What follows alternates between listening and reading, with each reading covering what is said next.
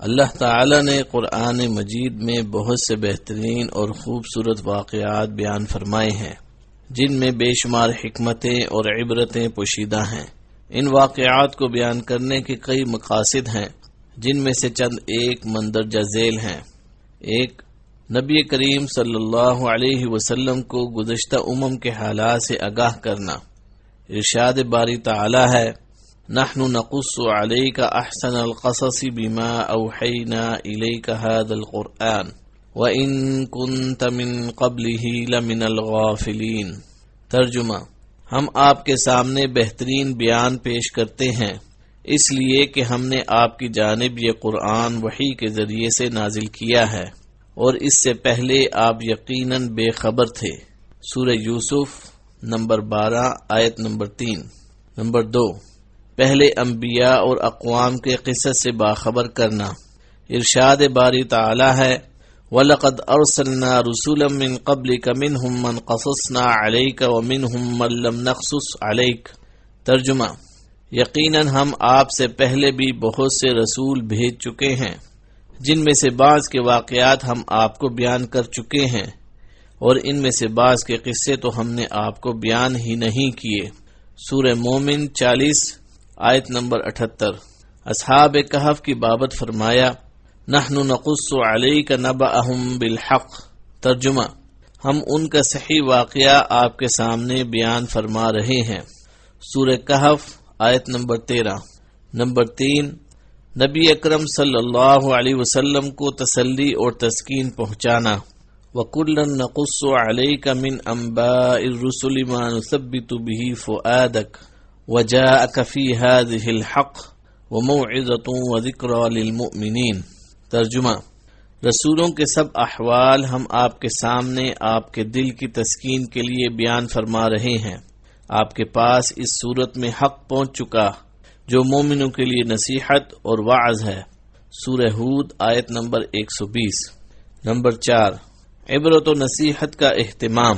ارشاد باری تعالی ہے، لقد كان في قصصهم عبرة لأولي الألباب ما كان حديثا يفترى ولكن تصديق الذي بين يديه وتفصيل كل شيء وهدى ورحمة لقوم يؤمنون۔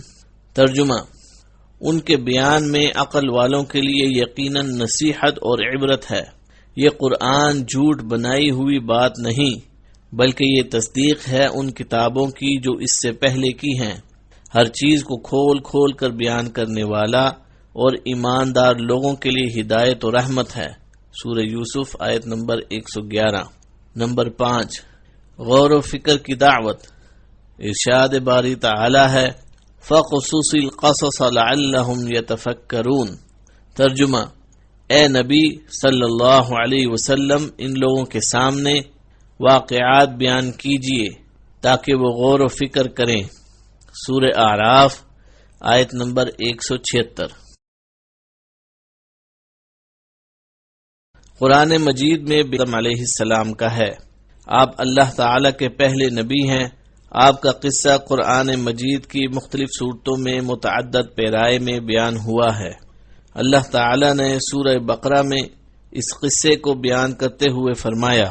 ترجمہ، اور وہ وقت یاد کرنے کے قابل ہے جب تمہارے پروردگار نے فرشتوں سے فرمایا کہ میں زمین میں اپنا نائب بنانے والا ہوں۔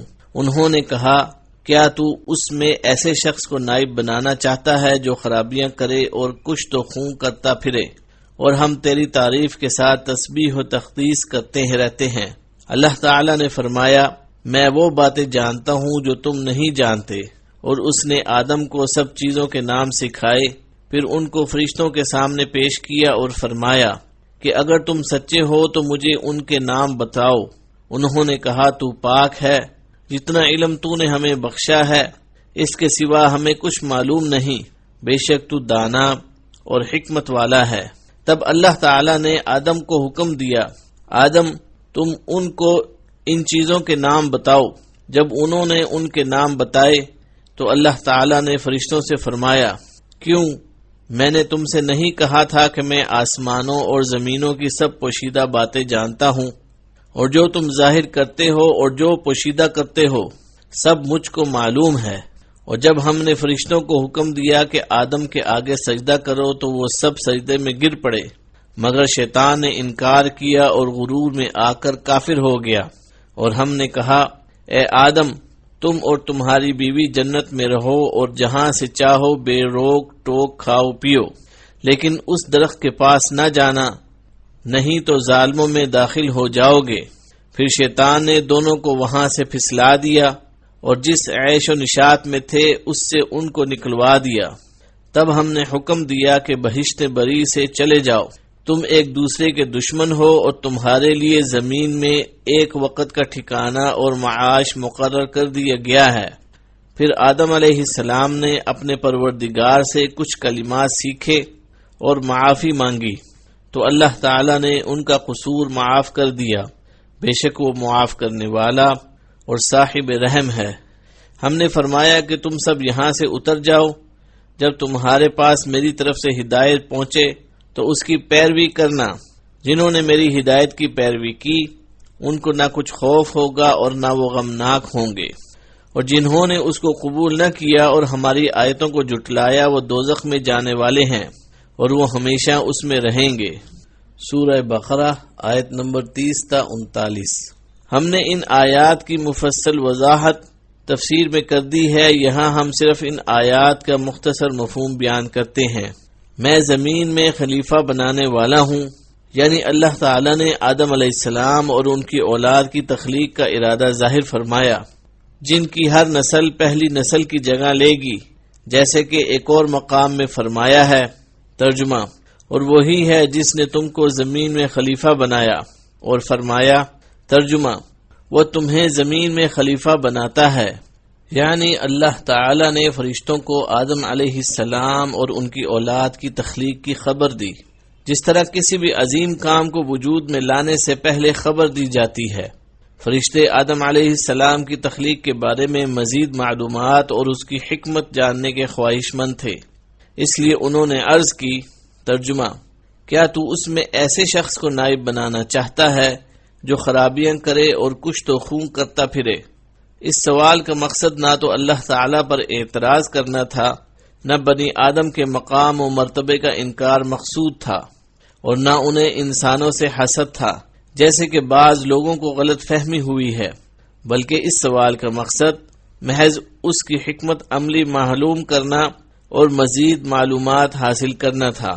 قتادہ رحمۃ اللہ علیہ نے فرمایا، فرشتوں کو معلوم تھا کہ یہ صورتحال پیش آنے والی ہے، کیونکہ انہوں نے آدم علیہ السلام سے پہلے زمین میں آباد ہونے والی مخلوقات مثلا جنات کے حالات دیکھے تھے۔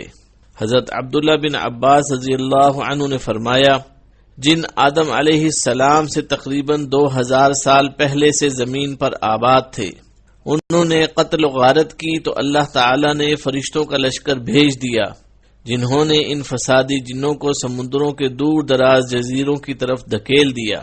اس تجربے کے پیش نظر انہوں نے کہا، ترجمہ، اور ہم تیری تسبیح، حمد اور پاکیزگی بیان کرتے ہیں۔ اس کا مطلب یہ ہے کہ ہم ہمیشہ تیری عبادت کرتے ہیں، ہم میں سے کوئی بھی تیری نافرمانی نہیں کرتا۔ اگر انسانوں کی تخلیق کا مقصد یہ ہے کہ وہ تیری عبادت کریں تو ہم موجود ہیں جو دن رات کسی کوتاہی یا اکتاہٹ کے بغیر تیری عبادت میں مشغول رہتے ہیں۔ اللہ تعالی نے فرمایا، ترجمہ، جو کچھ میں جانتا ہوں تم نہیں جانتے، یعنی مجھے ان کی تخلیق کی وہ حکمت معلوم ہے جو تم نہیں جانتے، یعنی ان میں نبی، رسول، صدیق، شہداء اور نیک لوگ پیدا ہوں گے۔ اس کے بعد اللہ تعالی نے فرشتوں پر آدم علیہ السلام کی علمی فوقیت واضح فرمائی۔ ترجمہ، اور آدم کو تمام نام سکھا دیے۔ حضرت عبداللہ بن عباس رضی اللہ عنہ نے فرمایا، اس سے مراد ان چیزوں کے نام ہیں جن سے لوگ ان چیزوں کو پہچانتے ہیں اور ایک دوسرے کو اپنی بات سمجھاتے ہیں، یعنی وہ چھوٹی بڑی اشیاء جن سے روزمرہ زندگی میں واسطہ پڑتا ہے، مثلا انسان، حیوان، زمین، میدان، سمندر، پہاڑ، اونٹ اور گدھا وغیرہ۔ حضرت ابن عباس رضی اللہ عنہما نے فرمایا، اللہ نے انہیں رکابی اور ہنڈیا کا نام بھی سکھایا۔ ہر جانور، ہر پرندے اور ہر چیز کا نام سکھایا۔ اللہ تعالی عیسائیوں کی عقیدہ ابنیت کے رد کے ساتھ ساتھ آدم علیہ السلام کی تخلیق کی وضاحت کرتے ہوئے ارشاد فرماتا ہے۔ ترجمہ: عیسیٰ کا حال اللہ کے نزدیک آدم کا سا ہے کہ اس نے پہلے مٹی سے ان کا قالب بنایا، پھر فرمایا کہ انسان ہو جا تو وہ انسان ہو گئے۔ سورہ آل عمران آیت نمبر 59۔ اسی طرح اللہ تعالی نے سورہ حجر میں آدم علیہ السلام اور جنوں کی تخلیق کا تذکرہ فرمایا ہے۔ نیز ابلیس کے سجدے سے انکار کے بعد اس پر لعنت کی ہے۔ ابلیس نے لعنتی قرار پانے پر بنی آدم کی دشمنی کا اعلان کر دیا اور اللہ تعالی سے تا قیامت اس کی مہلت طلب کی۔ اس واقعے کو بیان کرتے ہوئے اللہ تعالی فرماتا ہے۔ ترجمہ: اور ہم نے انسان کو کھنکھناتے سڑے ہوئے گارے سے پیدا کیا ہے اور جنوں کو اس سے پہلے بے دھوئیں کی آگ سے پیدا کیا تھا۔ اور جب تمہارے پروردگار نے فرشتوں سے فرمایا کہ میں کھنکھناتے سڑے ہوئے گارے سے ایک بشر بنانے والا ہوں، تو جب میں اس کو صورت انسانیت میں درست کر لوں اور اس میں اپنی بے بہا چیز یعنی روح پھونک دوں تو اس کے آگے سجدے میں گر پڑنا۔ تو فرشتے سب کے سب سجدے میں گر پڑے مگر ابلیس، اس نے سجدہ کرنے والوں کے ساتھ ہونے سے انکار کر دیا۔ اللہ تعالی نے فرمایا کہ ابلیس تجھے کیا ہوا کہ تو سجدہ کرنے والوں میں شامل نہ ہوا؟ اس نے کہا میں ایسا نہیں ہوں کہ انسان کو جسے تو نے کھنکھناتے سڑے ہوئے گارے سے بنایا ہے سجدہ کروں۔ اللہ تعالی نے فرمایا یہاں سے نکل جا، تو مردود ہے اور تجھ پر قیامت کے دن تک لعنت برسے گی۔ اس نے کہا کہ پروردگار مجھے اس دن تک مہلت دے جب لوگ مرنے کے بعد زندہ کیے جائیں گے۔ فرمایا کہ تجھے مہلت دی جاتی ہے وقت مقرر قیامت کے دن تک۔ اس نے کہا پروردگار جیسا تو نے مجھے رستے سے الگ کیا ہے، میں بھی زمین میں لوگوں کے لیے گناہوں کو آراستہ کر دکھاؤں گا اور سب کو بہکاؤں گا۔ ہاں ان میں سے جو تیرے مخلص بندے ہیں ان پر قابو پانا مشکل ہے۔ اللہ تعالیٰ نے فرمایا مجھ تک پہنچنے کا یہی سیدھا راستہ ہے۔ جو میرے مخلص بندے ہیں ان پر تجھے کچھ قدرت حاصل نہیں کہ ان کو گناہ میں ڈال سکے۔ ہاں گمراہوں میں سے جو تیرے پیچھے چل پڑے، اور ان سب کے وعدے کی جگہ جہنم ہے، اس کے 7 دروازے ہیں، ہر ایک دروازے کے لیے ان میں سے جماعتیں تقسیم کر دی گئی ہیں۔ سورہ حجر آیت نمبر 26 تا 44۔ مزید ارشاد باری تعالی ہے۔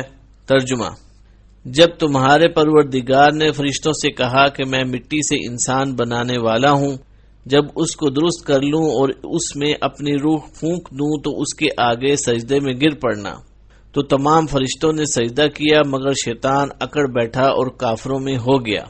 اللہ تعالی نے فرمایا کہ اے ابلیس، جس شخص کو میں نے اپنے ہاتھوں سے بنایا اس کے آگے سجدہ کرنے سے تجھے کس چیز نے منع کیا؟ کیا تو غرور میں آ گیا یا اونچے درجے والوں میں تھا؟ بولا کہ میں اس سے بہتر ہوں، تو نے مجھے آگ سے پیدا کیا اور اسے مٹی سے بنایا۔ سورہ صاد آیت نمبر 71 سے 76۔ حضرت ابو موسیٰ اشعری رضی اللہ عنہ سے روایت ہے کہ نبی کریم صلی اللہ علیہ وسلم نے فرمایا اللہ تعالیٰ نے آدم علیہ السلام کو تمام زمین سے جمع کی گئی مٹھی بھر خاک سے پیدا فرمایا۔ آدم علیہ السلام کی اولاد بھی طرح طرح کی مٹی کے مطابق پیدا ہوئی، ان میں سفید فام بھی ہیں، سرخ بھی اور سیاہ فام بھی، اور ان کے درمیانی رنگوں کے بھی، اسی طرح نیک اور بد، نرم خوں اور سخت طبیعت اور درمیانی طبیعت والے۔ اللہ تعالیٰ نے آدم علیہ السلام کو اپنے ہاتھ سے پیدا فرمایا تاکہ ابلیس آپ علیہ السلام سے بڑائی کا دعویٰ نہ کرے، چنانچہ اس نے آپ کو انسانی صورت میں پیدا فرمایا۔ آپ جمعے کے دن جس کی مقدار 40 سال تک تھی، مٹی کے بنے ہوئے ایک جسم کی صورت میں پڑے رہے۔ فرشتے پاس سے گزرتے تھے تو اس جسم کو دیکھ کر ڈر جاتے تھے۔ ابلیس سب سے زیادہ خوفزدہ تھا، وہ گزرتے وقت اسے ضرب لگاتا تو جسم سے اس طرح آواز آتی جس طرح مٹی کے بنے ہوئے برتن سے کوئی چیز ٹکرائے تو آواز آتی ہے۔ اس لیے جب وہ کہتا تھا من صلصال کالفخار، سورہ رحمان آیت نمبر 14، ٹھیکری کی طرح بجنے والی مٹی سے، تو کہتا تجھے کسی خاص مقصد سے پیدا کیا گیا ہے۔ وہ اس خاکی بدن میں منہ کی طرف سے داخل ہوا اور دوسری طرف سے نکل گیا، اور اس نے فرشتوں سے کہا اس سے مت ڈرو، تمہارا رب صمد ہے، لیکن یہ تو کھوکھلا ہے، اگر مجھے اس پر قابو دیا گیا تو اسے ضرور تباہ کر دوں گا۔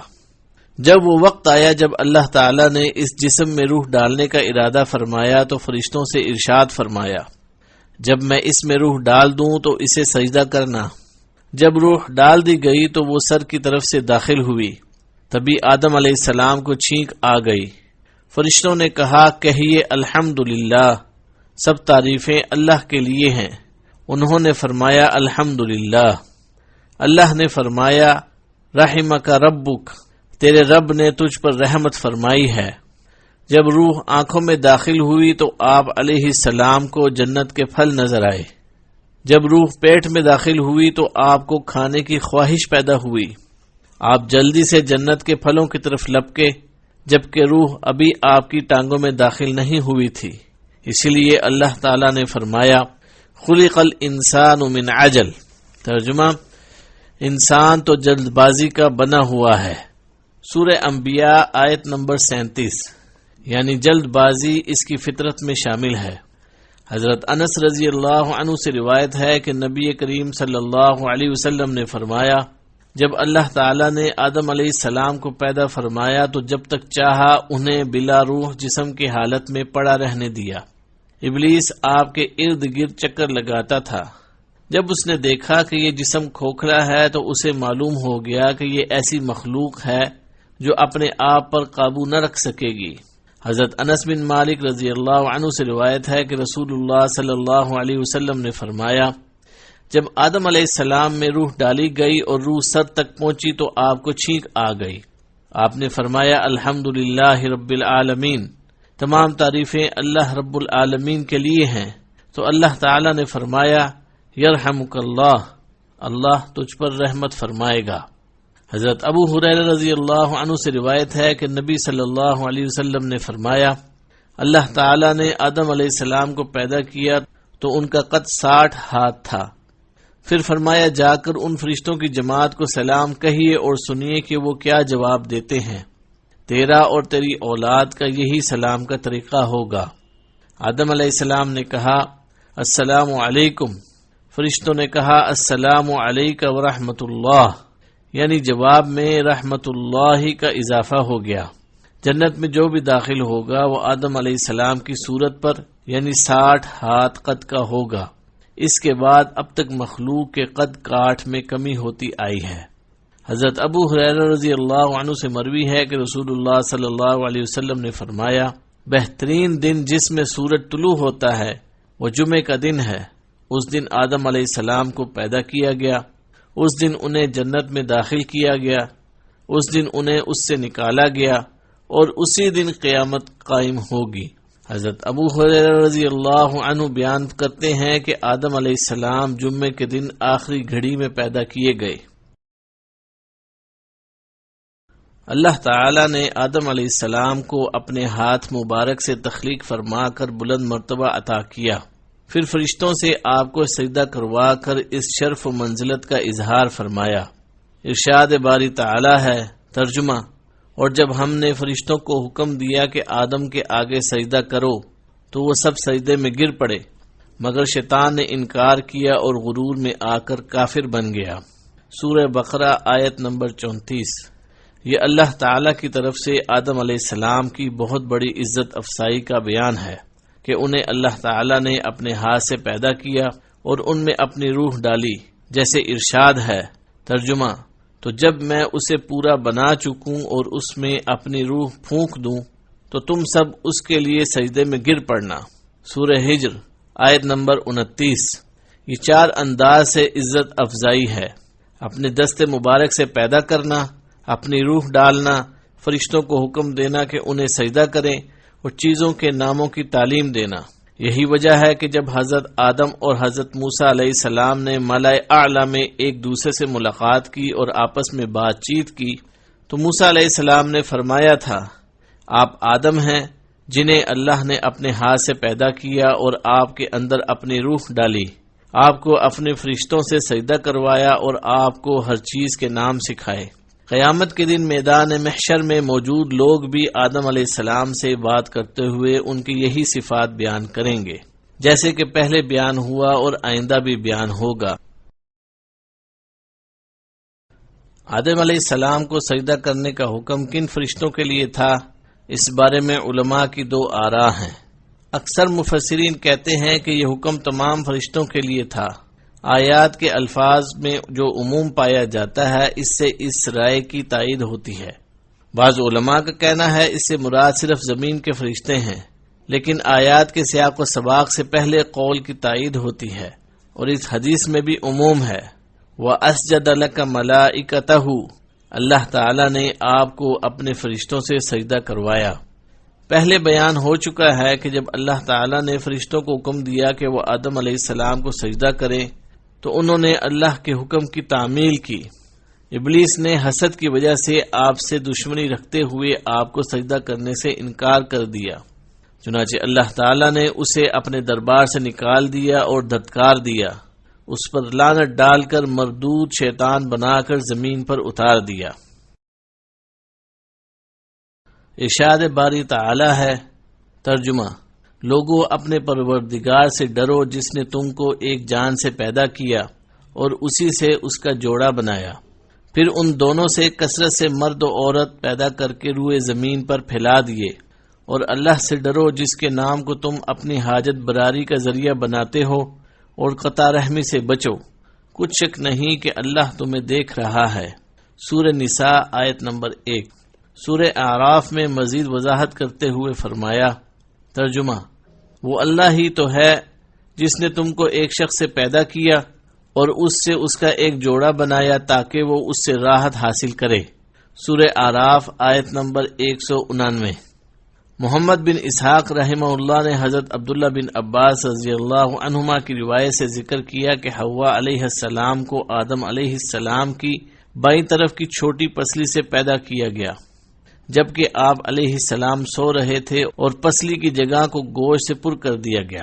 حضرت ابو ہریرہ رضی اللہ عنہ بیان کرتے ہیں کہ رسول اللہ صلی اللہ علیہ وسلم نے فرمایا، عورتوں سے حسن سلوک کی نصیحت قبول کرو کیونکہ وہ پسلی سے پیدا کی گئی ہیں، اور سب سے ٹیڑھی پسلی وہ ہے جو سب سے اوپر والی ہے۔ اگر تو اس پسلی کو سیدھا کرنا چاہے گا تو اسے توڑ بیٹھے گا، اور اگر اسے چھوڑ دے گا تو ٹیڑھی رہے گی۔ اس لیے عورتوں سے حسن سلوک کی نصیحت قبول کرو، یعنی میں تمہیں نصیحت کرتا ہوں کہ عورتوں سے نرمی اور حسن سلوک کا برتاؤ کرو۔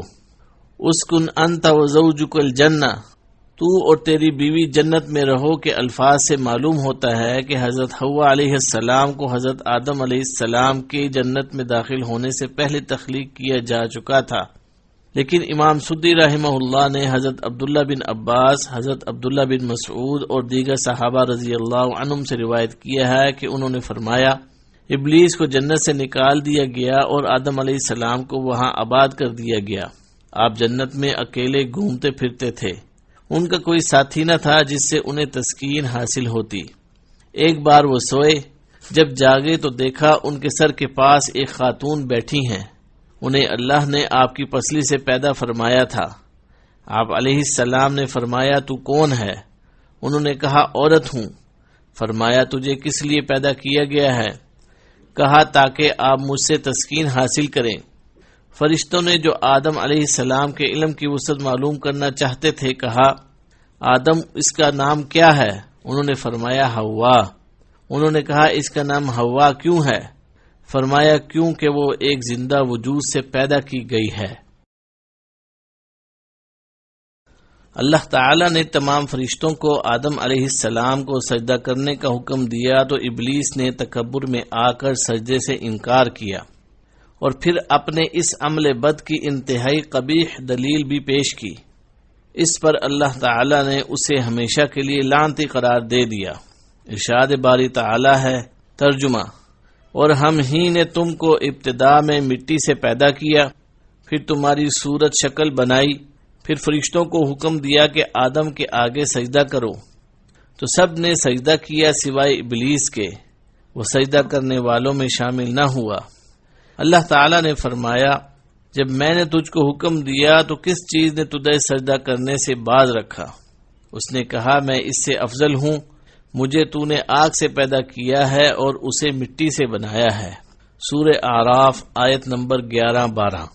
امام حسن بصری رحمہ اللہ کا ارشاد ہے، ابلیس نے قیاس کیا اور سب سے پہلے اسی نے قیاس کیا۔ امام محمد بن سیرین رحمہ اللہ فرماتے ہیں، ابلیس نے قیاس کیا اور سورج چاند کی پوجا بھی قیاس ہی سے شروع ہوئی۔ اس کا مطلب یہ ہے کہ اس نے اپنا اور آدم علیہ السلام کا موازنہ کرتے ہوئے اپنے آپ پر نظر ڈالی تو اسے اپنی ذات آدم علیہ السلام سے افضل معلوم ہوئی، اس لیے وہ انہیں سجدہ کرنے سے رک گیا، حالانکہ تمام فرشتوں کے ساتھ ساتھ اسے بھی سجدہ کرنے کا حکم دیا گیا تھا۔ نص کے مقابلے میں قیاس کا کوئی اعتبار نہیں ہوتا، اور یہ قیاس تو ویسے بھی غلط ہے کیونکہ مٹی آگ سے بہتر اور زیادہ نفع بخش ہے۔ مٹی میں پختگی، بردباری، تحمل اور بڑھنے پھولنے کی صفات پائی جاتی ہیں، جبکہ آگ میں جذباتیت، ہلکا پن، جلد بازی اور جلانے کی خصوصیات ہیں۔ حضرت آدم علیہ السلام کو یہ شرف بھی حاصل تھا کہ انہیں اللہ تعالی نے اپنے ہاتھ سے پیدا فرما کر ان میں اپنی روح پھونکی تھی، اسی لیے فرشتوں کو حکم دیا تھا کہ انہیں سجدہ کریں، جیسے ارشاد ہے۔ ترجمہ: اور جب تمہارے پروردگار نے فرشتوں سے فرمایا کہ میں کھنکھناتے سڑے ہوئے گارے سے ایک بشر بنانے والا ہوں، جب میں اس کو صورت انسانیت میں درست کر لوں اور اس میں اپنی بے بہا چیز یعنی روح پھونک دوں تو اس کے آگے سجدے میں گر پڑنا۔ تو سب کے سب فرشتے سجدے میں گر پڑے مگر شیطان، تو اس نے سجدہ کرنے والوں کے ساتھ ہونے سے انکار کر دیا۔